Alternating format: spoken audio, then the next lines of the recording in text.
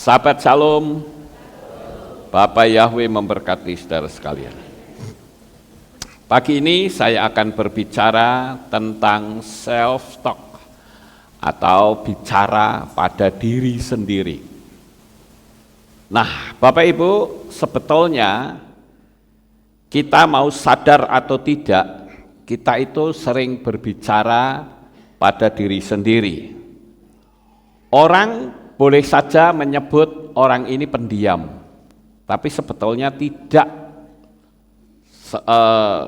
benar-benar diam, saudara. Ada seseorang yang melakukan riset penyelidikan terhadap orang pendiam dan orang yang cerewet. Orang yang cerewet itu orang yang banyak omong. Nah, itu dihitung dalam satu hari itu berapa kata. Orang yang cerewet itu berbicara sebanyak 20.000 kali, saudara. 20.000 kata maksudnya, 20.000 kata. Namun orang yang katanya pendiam, ternyata dia berbicara pada diri sendiri itu mencapai 60.000 kata. Artinya, orang yang berbicara pada diri sendiri itu lebih 3 kali lipat lebih banyak daripada bicara keluar melalui mulut, saudara-saudara.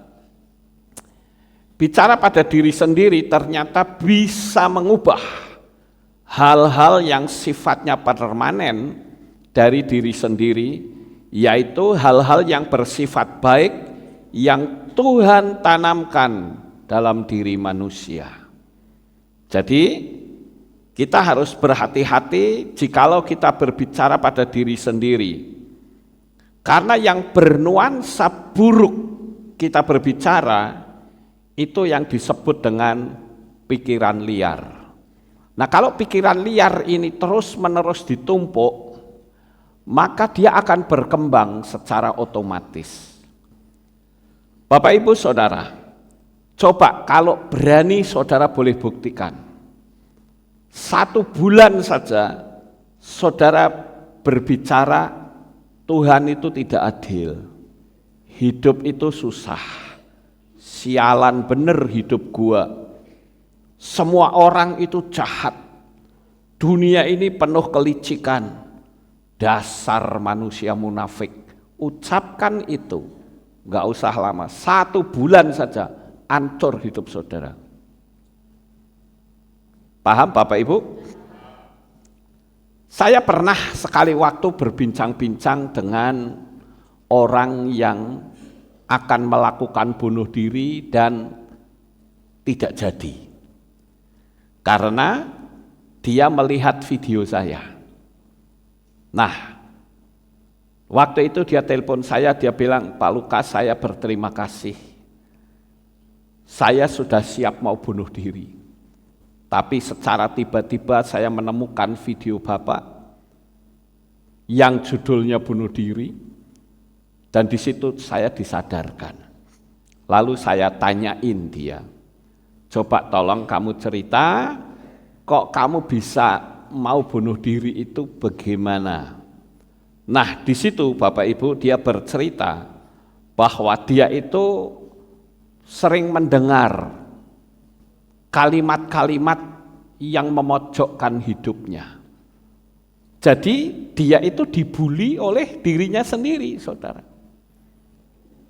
Bukan cuman dibully sama orang luar seperti yang kita lihat beberapa waktu yang lalu kan. Ada orang yang mahasiswa yang menjatuhkan diri dari kampus sampai dia mati padahal itu anak pendeta. Dan saudara lihat itu karena dibully oleh teman-temannya. Itu pembulian yang datang dari luar. Tetapi ternyata self-talk ini saudara, dia bisa membuli diri kita sendiri.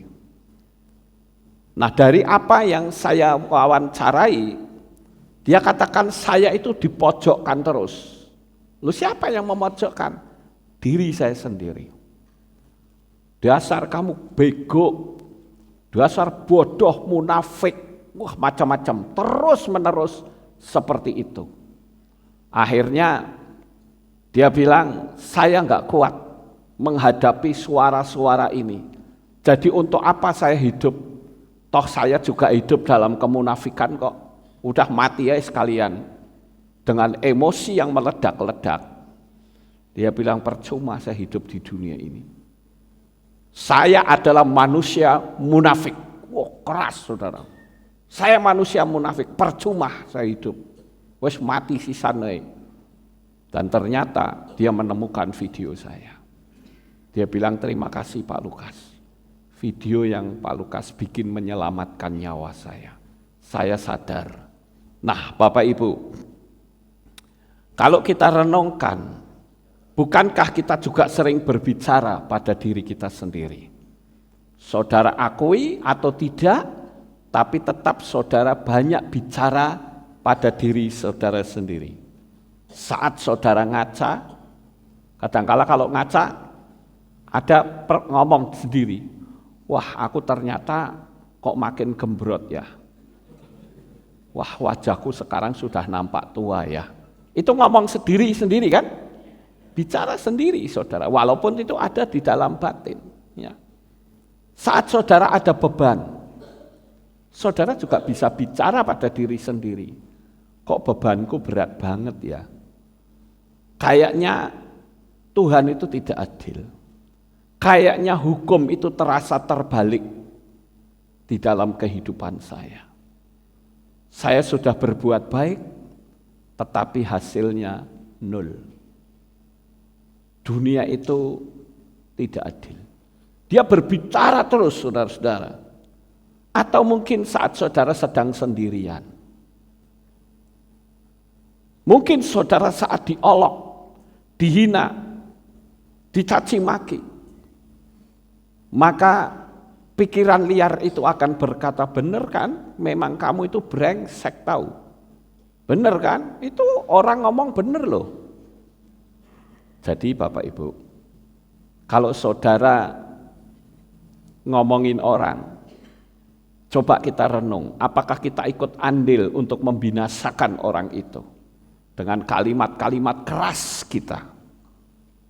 Ini yang perlu saudara renungkan. Saat saudara ada di pasar, saudara juga bicara sendiri. Saya mau beli kain ini, kayaknya kurang bagus deh untuk saya. Yang mana ya? Nah terus ada suara di dalam hati, yang itu aja, yang kuning. Yang kuning ya. Lalu orang mengatakan, oh itu Roh Kudus yang berbicara. Nah ini makin lama jadi makin kebablasan saudara. Itu bukan suara Roh Kudus, itu suara hati nurani. Ya, saya pernah memberitahukan perbedaan antara suara hati nurani dengan Roh Kudus. Ya, jadi jangan sampai kita tidak bisa memahami itu suara Roh Kudus atau hati nurani. Kalau suara Roh Kudus itu pasti cocok dengan kitab suci. Amin. Pasti itu. Nah, saat saudara masak, bahkan saat kita berdoa saja, pikiran liar masih terus berbicara. Nah, Bapak Ibu, lebih baik kita banyak bicara hal-hal yang baik, atau bahkan ajak pikiran liar itu untuk nyanyi. Bisa enggak saudara sekali waktu nyanyi di dalam hati gitu? Bisa ya, bahkan kita mungkin sering Bapak Ibu. Ya, itu sebetulnya adalah kita self-talk, tapi self-talknya itu diganti dengan nyanyian, dengan pujian. Sekarang ayo kita lihat bagaimana Raja Daud ketika dia mengalami tekanan, apa yang dia lakukan. Saya akan ajak saudara untuk membaca di dalam kitab Tehillim, atau saudara dengarkan saja Tehillim 42 ayat 6. Mengapa engkau tertekan, hai jiwaku, dan mengerang dalam diriku? Berharaplah kepada Elohim, sebab aku mau senantiasa menyanjung Dia, karena keselamatan ada di hadapannya. Nah, ini pemazmur ini sedang berbicara pada diri sendiri, saudara. Mazmur pasal 42 ayat 12, kalau tadi ayat 6, sekarang 12. Mengapa engkau tertekan, hai jiwaku? Mengapa engkau mengerang dalam diriku? Berharaplah kepada Elohim, sebab aku mau senantiasa menyanjung Dia, karena keselamatan dan Elohimku ada di hadapanku. Pasal 43 ayat 5, mengapa engkau tertekan, hai jiwaku, dan mengapa engkau mengerang dalam diriku? Berharaplah kepada Elohim, sebab aku mau senantiasa menyanjung Dia, karena keselamatan dan Elohimku ada di hadapanku. Jadi kalau kita lihat pemazmur ini, Bapak Ibu, ketika dia mengalami tekanan, dia tidak mengizinkan pikiran liar itu bekerja, tetapi langsung di counter, ditanya, kenapa kamu tertekan, hai jiwa? Karena kalau kita tidak mengcounter, lama-lama kita bisa mengambil langkah jalan pintas, jalan tol menuju ke alam maut. Sekarang di mana letak perbedaan antara kita dengan Raja Daud? Daud menghardik, sedangkan kita menjatuhkan diri sendiri. Kita membiarkan pikiran liar itu menuduh kehidupan kita. Memang kamu brengsek, kamu munafik, kamu jelek, sok tahu, sombong, angkuh. Terus seperti itu, saudara. Sehingga yang terjadi makin hancur hidup kita. Daud itu mengencourage, bukan discourage. Encourage itu menyemangati, saudara. Beda dengan discourage. Discourage itu menekan, membuli, menjatuhkan, melemahkan, itu discourage. Ya. Nah sekarang coba saudara bisa bikin perhitungan sendiri. Coba saya hitung dari skala 1 sampai 10. Kira-kira saya banyak ngomong positif dan negatif, lebih banyak yang mana? Hitungannya 1 sampai 10. Nah itu saudara sendiri yang bisa jawab. Apakah standar kita bicara itu positifnya lebih banyak atau negatifnya yang lebih banyak? Ketika kita menghadapi sebuah kendala, tantangan, kebanyakan kita menggunakan pola yang salah. Kita lebih banyak mendengar suara-suara negatif, lalu kita ngomong pada diri sendiri, mengikuti suara negatif itu. Saudara mungkin pernah dengar ya, kalimat di luar yang sering ngomong gini, wes angel, wes angel. Pernah dengar gitu? Itu kalau masuk ke pikiran kita bahaya sekali, saudara. Ya. Kata wes angel itu nancep di pikiran, itu apapun yang saudara butuhkan, angel terus. Saya kemarin melihat sebuah lagu, baru dengar sedikit, langsung saya out. Lagunya enak sebetulnya, tapi kalimatnya ngeri, saudara. Lebih baik tidak punya uang, yang penting saya bahagia. Mana ada orang tidak punya uang bahagia, saudara? Ini kan mengada-ada, saudara. Siapa di sini yang pengen tidak punya uang, yang penting bahagia? Ayo angkat tangan.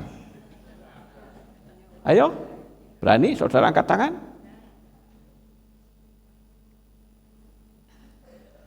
Orang tidak punya uang kok bahagia.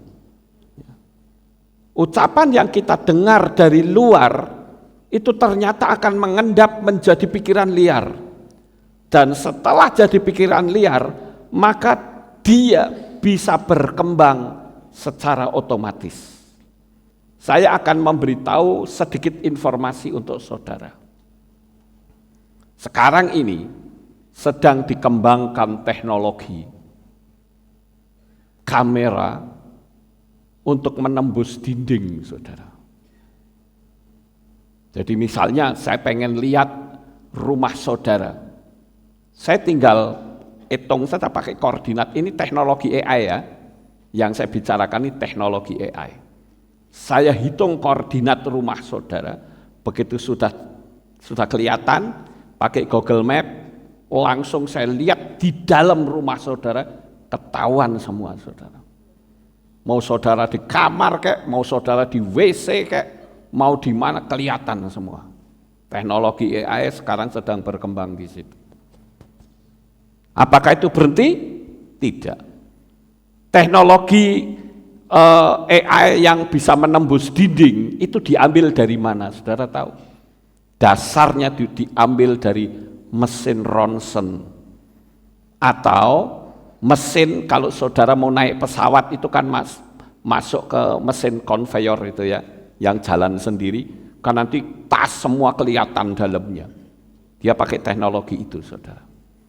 Ternyata itu enggak berhenti sampai di situ. Sekarang ada satu teknologi lagi yang sangat mengerikan, yaitu ada satu alat yang bisa mendeteksi isi hati saudara. Sekarang sedang dikembangkan. Diharapkan tahun 25 atau 26 sudah sempurna. Dan itu diambil dari apa? Dari teknologi lie detector. Jadi saya dengan alat itu, saya tembakkan saudara, saya bisa tahu isi hati saudara itu apa.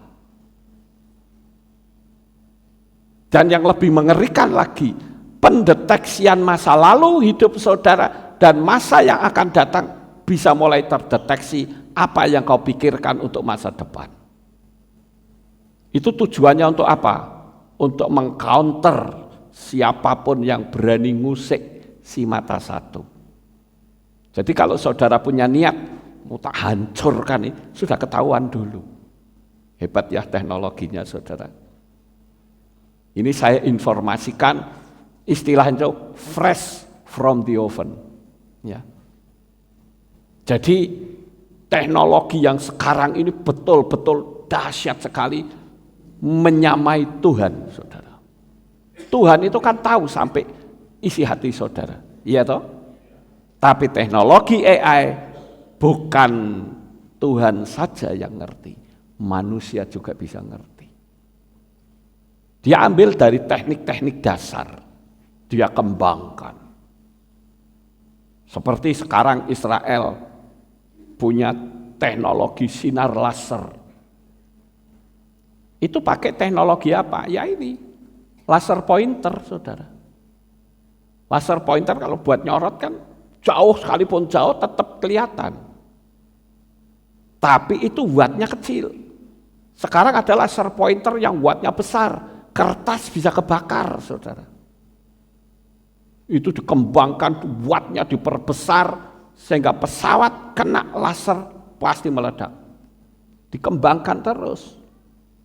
Ya. Saya ngomong begini, mungkin di luar nggak akan tahu, saudara.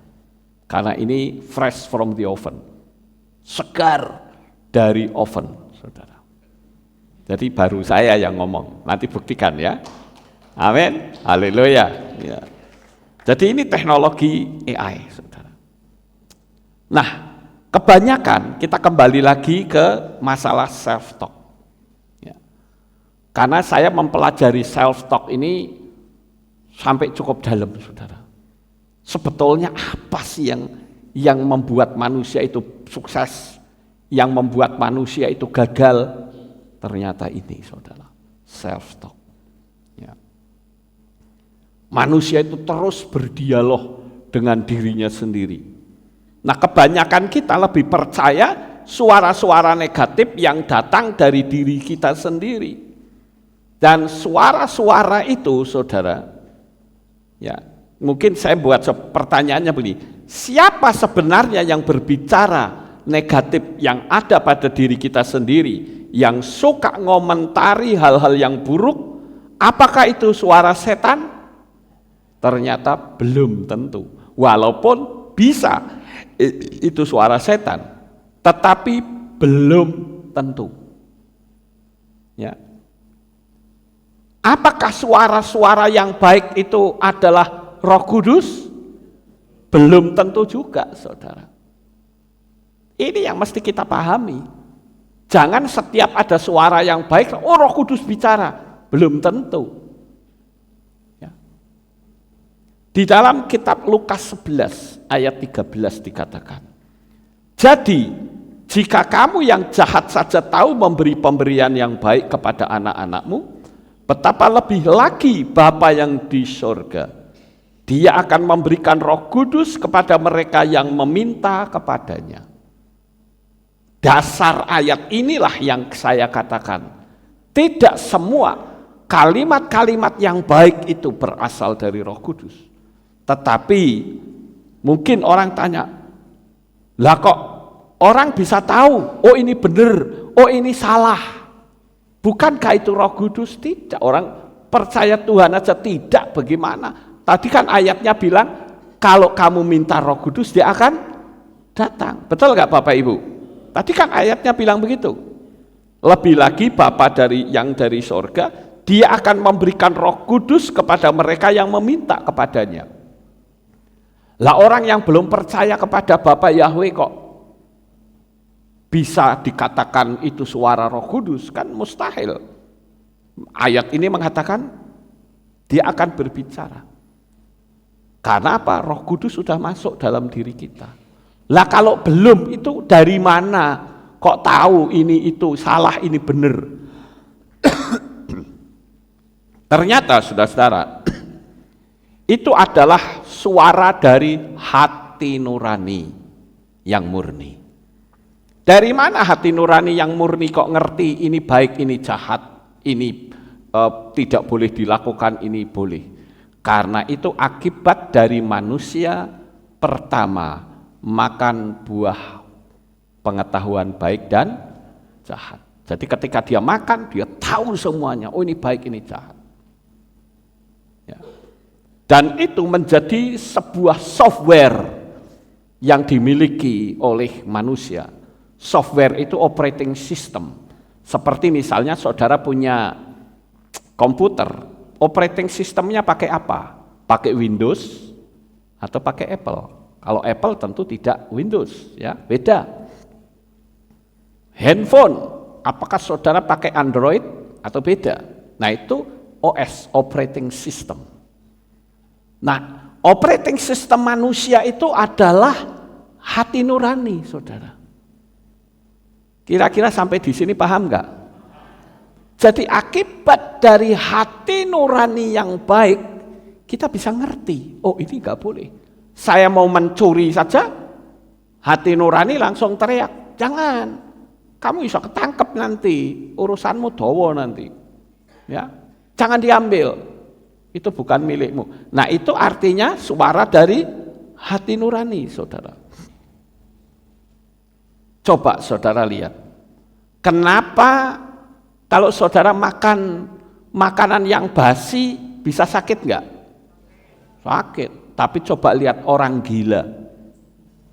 Orang gila itu makannya itu sampah loh saudara. Bekas makanan orang yang sudah dibuang di sampah diambil dimakan. Lah kok nggak sakit? Di mana sebetulnya letaknya? Di pikiran, saudara. Kalau kita makan basi itu, pikiran kita sudah nolak dulu. Wah, nggak bisa ini. Tapi kalau orang gila, nggak urusan mau makan basi kayak mau di sampah kayak pokoknya yang penting kenyang. Sehingga dia nggak sakit. Apa kita mau ikut-ikutan jadi orang gila saja? Supaya kita nggak sakit. Artinya gini saudara, bukan saya ngajak saudara untuk gila, tetapi saya ajak saudara untuk tidak menggunakan pikiran-pikiran yang ngatur hidup kita, pikiran yang jahat ngatur hidup kita. Paham nggak Bapak Ibu?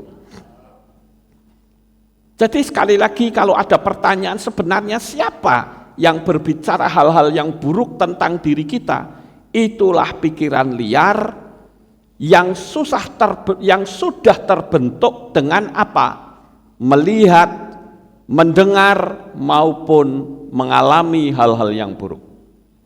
Pikiran liar ini menyerap semua yang buruk, baik apa yang kita lihat maupun apa yang kita lakukan atau kita ucapkan, maupun perlakuan dari teman yang mungkin membuli kita.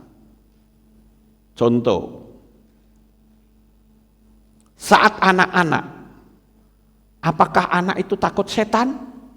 Ternyata tidak loh saudara. Tetapi ketika dia mulai mendengar cerita-cerita horor, dia mulai nonton film-film setan, maka terbentuklah pikiran liar, dan pikiran liar itu mampu berkembang sendiri. Dulu waktu anak-anak, kamu ke belakang ya? Iya, jalan aja.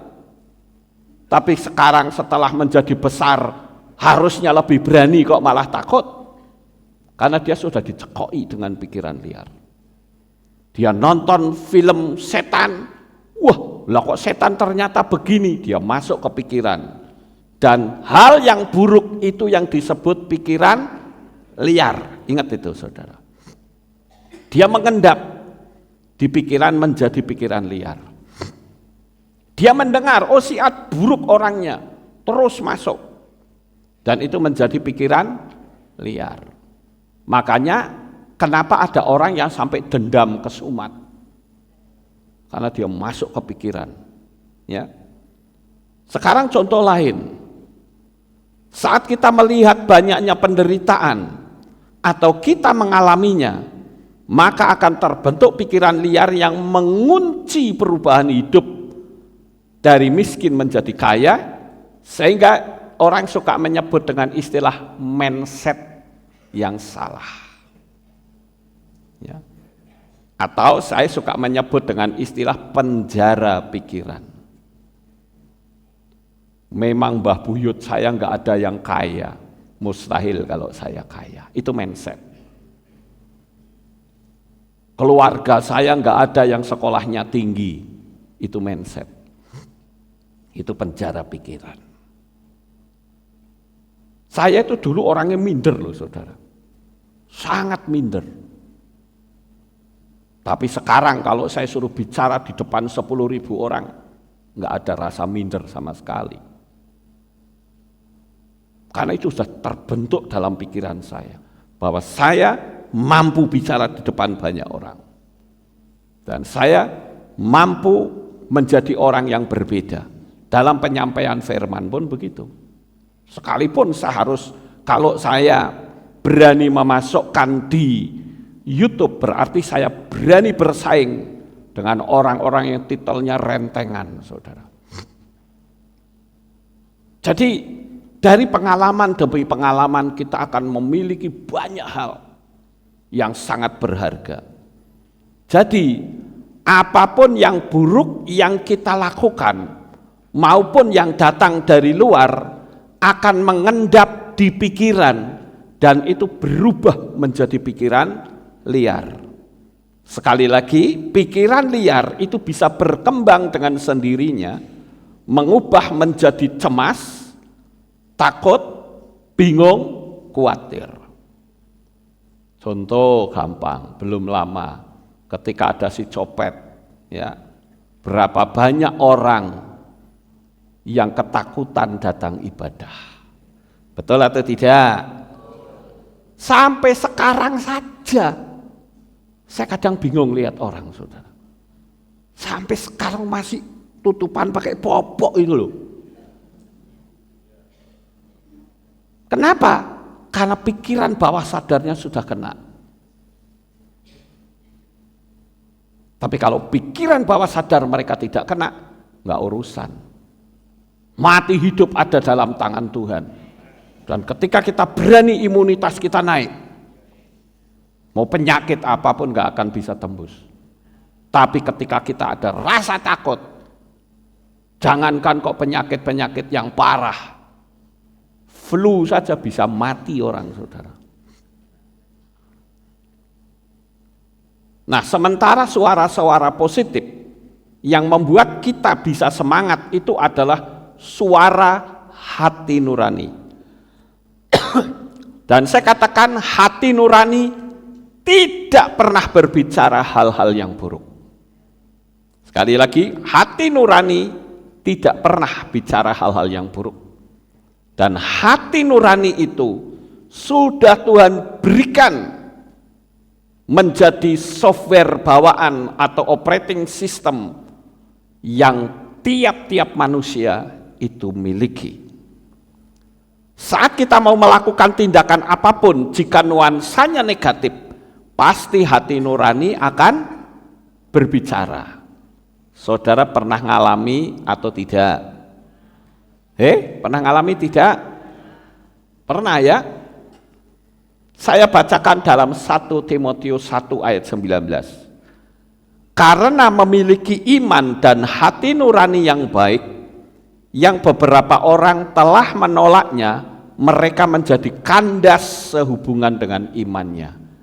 Perhatikan kata hati nurani dan beberapa orang telah menolaknya.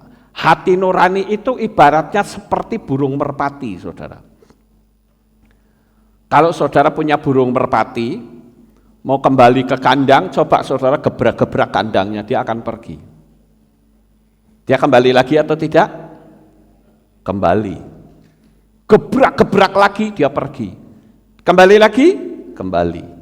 Tapi kalau terus dibegitukan, dia tidak mau kembali. Itu hati nurani, saudara. Kalau hati nurani saudara tekan, di dalam teks bahasa Inggris dikatakan conscience stricken, menekan hati nurani yang murni. Lama-lama saudara nggak akan pernah dengar hati nurani itu berbicara. Nggak akan. Aku nggak bisa melakukan ini. Nah, itu harus saudara ubah. Bagaimana supaya aku bisa mempelajari hal ini? Jadi tidak ada sesuatu yang sulit sebetulnya di dunia ini. Kalau kamu bisa, aku pun pasti bisa. Cuman masalahnya kita mau belajar atau tidak. Hanya itu saja. Saya memang tidak bakat dalam bidang musik, tapi saya yakin kalau saya mempelajari cepat atau lambat saya pasti bisa main musik. Paham nggak Bapak Ibu? Ini hanya masalah waktu saja. Aku takut gagal. Coba ganti. Gagal itu adalah pelajaran yang sangat berharga. Aku tidak boleh menyerah dan tidak perlu takut akan kegagalan. Ada pepatah di luar sana yang berkata experience is the best teacher. Pengalaman itu adalah guru yang terbaik, Bapak Ibu. Ini terlalu susah buatku. Nah, harus diubah. Susah bukan berarti tidak bisa. Cuman hanya butuh waktu lebih lama sedikit. Apakah dulu saya bisa khotbah di depan orang segini banyaknya? Enggak bisa. Tapi masalahnya bukan bisa atau tidak, mau atau tidak. Kalau mau, kita pasti bisa. Tapi kalau belum apa-apa, saudara sudah ngemal, aku enggak bisa, enggak akan bisa. Ya segini saja sudah cukuplah. Nah, harus diubah. Apalagi kalau aku lakukan dengan lebih maksimal, pasti akan aku lebih dapatkan yang maksimal juga. Ya. Jadi berhati-hatilah saat saudara bicara pada diri sendiri. Saya sering melihat ada orang, terutama mohon maaf di Jakarta, ya. Suka orang bilang, sialan dasar gue bego.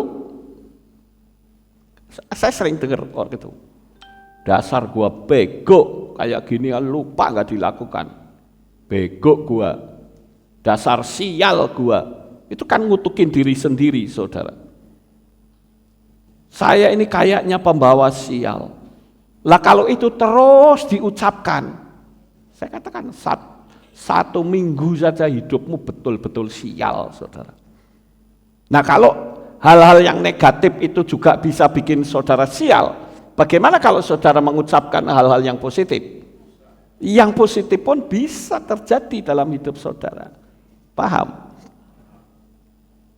Inilah pertempuran antara pikiran liar dan hati nurani.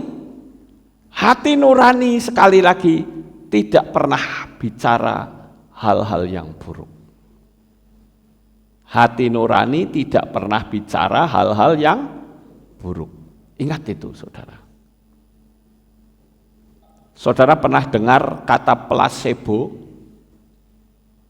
Minimal sekarang, ya. Placebo itu adalah tindakan dokter yang dilakukan pada pasien yang sebetulnya pasien itu tidak kena penyakit, tetapi yang kena penyakit itu mentalnya, saudara. Sehingga dokter memberikan kapsul, tapi kapsulnya itu kosong. Pokoknya kalau aku sudah ketemu dokter, wis mesti sembuh. Itu kan sugesti diri.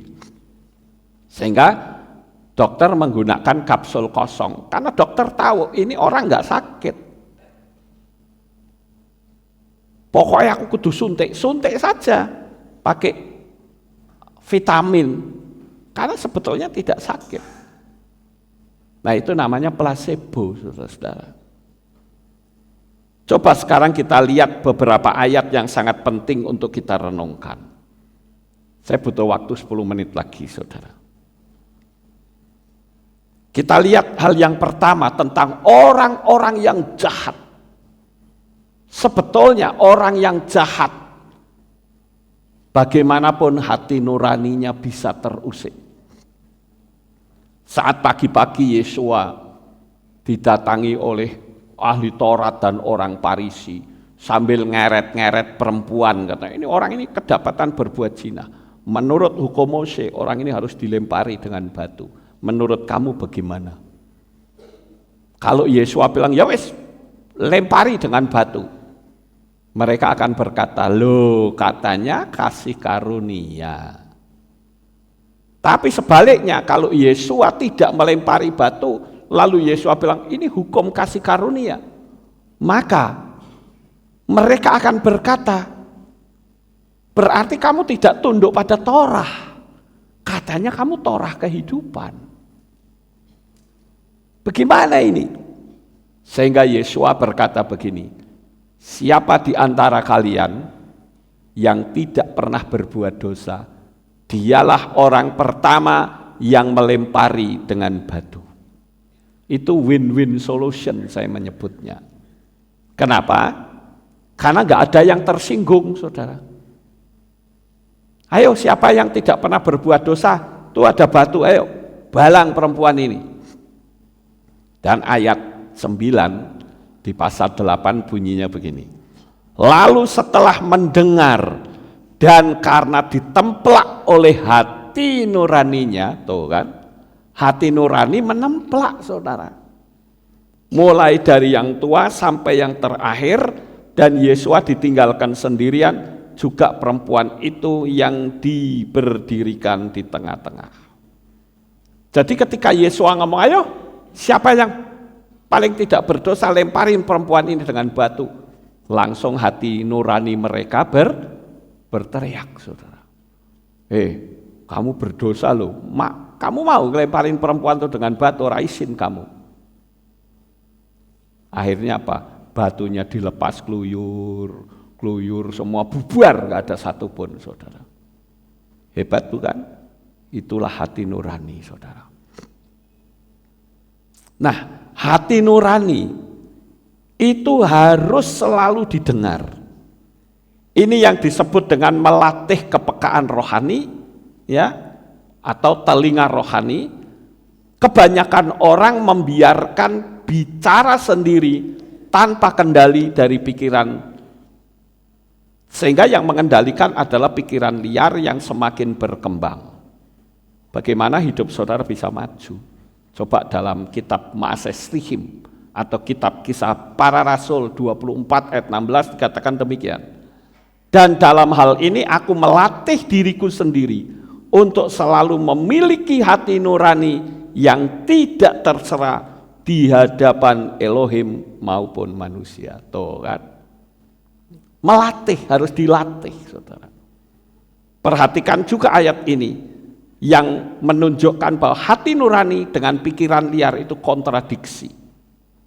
Di dalam kitab Romim atau Roma 2 ayat 15. Siapa yang menunjukkan perbuatan Torah yang tertulis dalam hati mereka, hati nurani mereka memberi kesaksian, dan pikiran-pikiran itu menuduh di antara yang satu terhadap yang lain, ataupun saling membela diri. Pikiran dan hati nurani saling bentrok di dalam diri manusia. Perhatikan juga ayat di bawah ini yang menunjukkan bahwa hati nurani itu bersaksi. Sekarang pertanyaannya adalah, bersaksi pada siapa? Inilah kesaksian hati nurani yang terhubung dengan sistemiknya Bapa Yahweh, yaitu alam semesta. Romim atau Roma 9 ayat 1. Aku mengatakan kebenaran dalam Hamasya. Aku tidak berdusta karena hati nuraniku bersaksi bersamaku dalam Roh Kudus. Nah, didukung sekarang oleh kekuatan Roh Kudus, saudara. Makanya kalau saudara sering kali bicara berdasarkan hati nurani yang baik, ucapanmu baik, Roh Kudus akan ikut mendukung. Ini menurut ayat ini loh, saudara. Saudara akan didukung, dan saya katakan apa yang menjadi misi, visi, impian saudara pasti terwujud. Ya, hanya kita butuh waktu saja, saudara. Nggak usah pusing, kita hanya butuh waktu saja. Kemudian, penundukan diri atau menaklukkan pikiran liar itu penting sekali.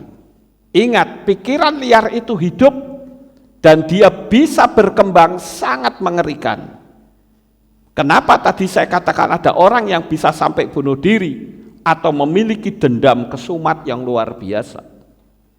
Di dalam kitab Romim, Roma 13 ayat 5 dikatakan, oleh sebab itu perlu sekali untuk tunduk, bukan hanya karena murka tetapi juga karena hati nurani. Mau tunduk, hati nurani ngomong apa? Ya, lakukan saja. Ya. Di dalam 1 Korintus 8 ayat 7, namun tidak semua orang punya pengetahuan ini, tetapi beberapa orang karena hati nuraninya terikat berhala, sehingga sekarang masih makan makanan yang dikorbankan kepada berhala, dan hati nurani mereka yang lemah itu menjadi ternoda. Contoh, di sini kita strike, saudara. Yahweh, Yeshua, di luar itu no. Ya kan? Coba saudara sering ibadah di tempat nama Arab Yunani, terus dengar itu, saudara akan terbiasa dan tidak menganggap itu sebagai masalah. Tapi kalau saya tetap bermasalah, saudara. Karena nama, apapun alasan dan argumentasinya tidak bisa diubah. Amen? Ya. Itu sebabnya kenapa orang kalau hidup dalam lingkungan penyembah berhala, yang tadinya risih menjadi terbiasa. Karena hati nuraninya tertekan terus-menerus, sehingga suara hati nurani nyaris tak terdengar. Ya. Sekarang pertanyaan terakhir adalah, suara siapa yang akan saudara dengar, dan saudara bicara pada diri sendiri berdasarkan pikiran liar atau hati nurani? Kembangkan demi kesuksesanmu di masa depan. Jika kita terus-menerus bicara berdasarkan pikiran liar, maka cepat atau lambat hati nuranimu takkan bisa kau dengar. Jadi saudara katakan, aku orang yang hidup diberkati Bapa Yahweh. Enggak peduli saudara punya duit atau tidak, itu bukan urusan saudara. Tapi dimulai dari mulut saudara. Dimulai dari self-talk saudara. Bicara di hati nurani saudara. Berani bicara. Saudara untuk meraih visi dan impian, tanpa saudara bicara, mustahil saudara bisa mendapat. Amin. Tuhan saja ketika dia melihat bumi dalam keadaan gelap, apakah Tuhan panik? Tidak, dia bilang, Yehi or, jadilah terang, dan terang pun jadi. Jadilah burung-burung di udara, dan burung-burungnya jadi. Kebalik dengan manusia, nyatane piye? Faktanya apa kamu? Iya toh?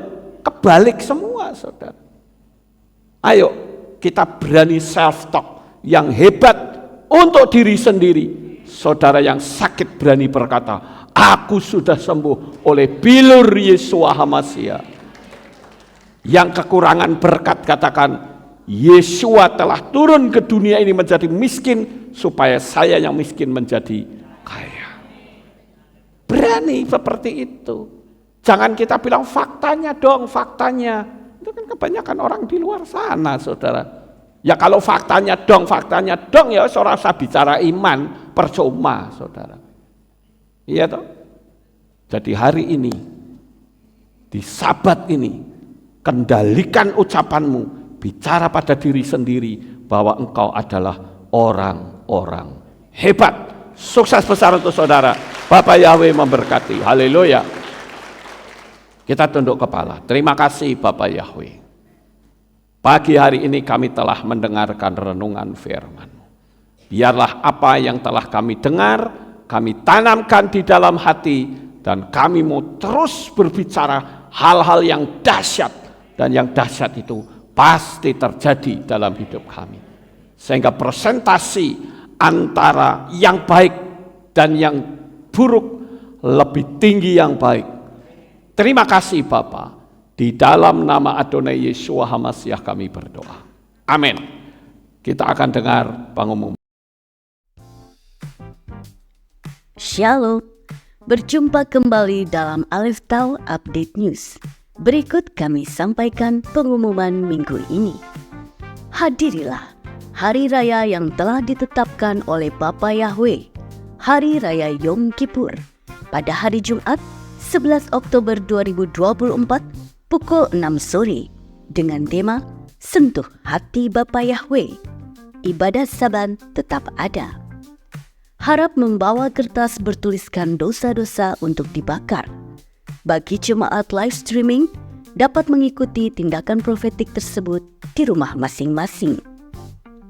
Jemaat dihimbau untuk berpuasa selama 25 jam, dimulai pada hari Jumat 11 Oktober 2024 pukul 6 sore saat ibadah dimulai, dan buka puasa pada hari Sabtu 12 Oktober 2024 pukul 7 malam di rumah masing-masing.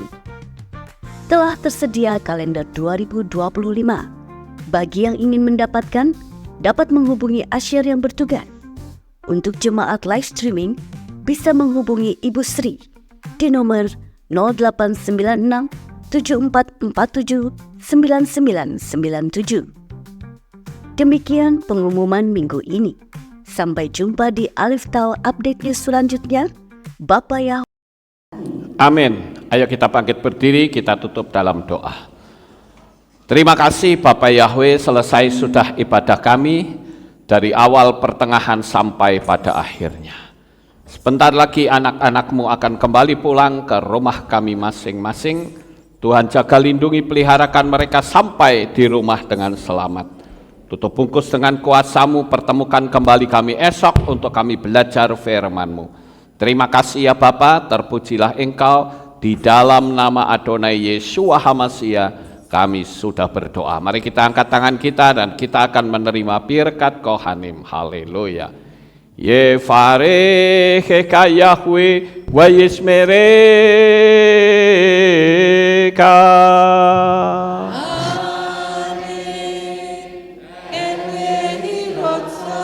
Yair Yahweh panau eleka vichuneka.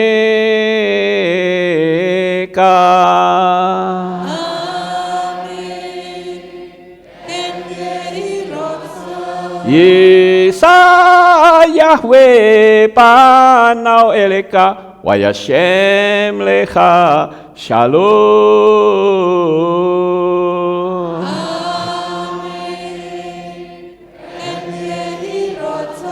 Baruk atabair ufaruk atabasadeh. Engkau akan diberkati di kota dan kau akan diberkati di ladang. Baruk peripit neha ufriyat matka ufri fahim tika syekar alapaka wayastorot soneka. Diberkatilah buah kandunganmu, buah kandunganmu diberkati hasil bumimu, diberkati hasil ternakmu, diberkati anak-anak lembumu dan anak-anak dombamu. Baruk tan akau misyarteka diberkatilah bakulmu dan tempat adonanmu. Baruk ata baboy kau faruk ata betseteka dan kau akan diberkati pada waktu kau masuk dan kau akan diberkati pada waktu kau keluar. Baruk ata Yahweh Elohenu melek haolam Besem Yeshua Hamasya wa Ruach HaKodes kile olam faed. Kami sudah berdoa dan mengucap syukur. Haleluya.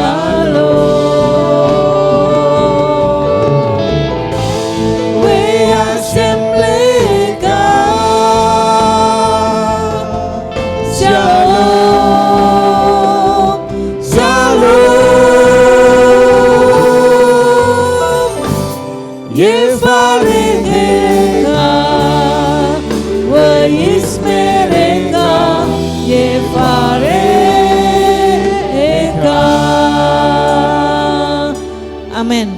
Selamat pulang Bapak Yahweh memberkati. Sahabat Shalom. Sahabat Shalom. Amin. Haleluya.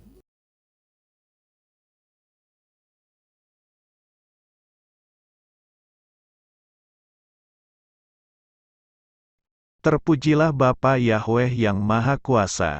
Terima kasih atas kehadiran Bapak Ibu Saudara sekalian dalam ibadah bersama kami di Kehilat Alef Tau Magelang. Doa saya Bapa Yahweh memberkati dengan kesehatan yang sempurna, damai sejahtera dan berkat materi yang semakin melimpah. Kami menunggu kembali kehadiran Bapak Ibu Saudara sekalian pada jam yang tersedia. Hari Sabat jam 5 pagi, hari Minggu jam 6 pagi, hari Rabu jam 6 sore. Siap sedialah sebagai mempelai Hamasya untuk menyambut kehadiran mempelai pria kita yaitu Adonai Yeshua Hamasya di awan-awan yang permai.